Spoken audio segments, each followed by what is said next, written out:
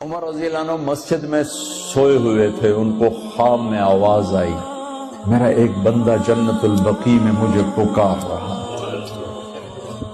کس کو آواز آئی؟ عمر۔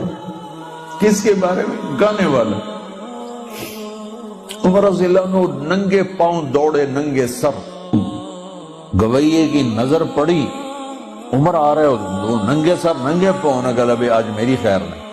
وہ اٹھ کے دوڑنے لگا تو اس نے کہا ٹھہرو ٹھہرو ٹھہرو ٹھہرو، میں خود نہیں آیا ہوں، مجھے بھیجا گیا ہے۔ کہ کس نے بھیجا ہے؟ کہ جسے پکار رہے ہو اسی نے۔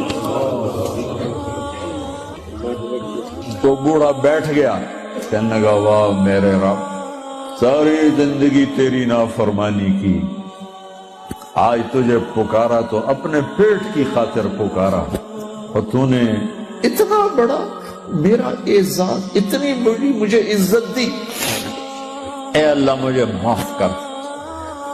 اس کی چیخ نکلی اور مر گئی۔ عمر رضی اللہ تعالیٰ نے خود اس کا جنازہ پڑھا ہے۔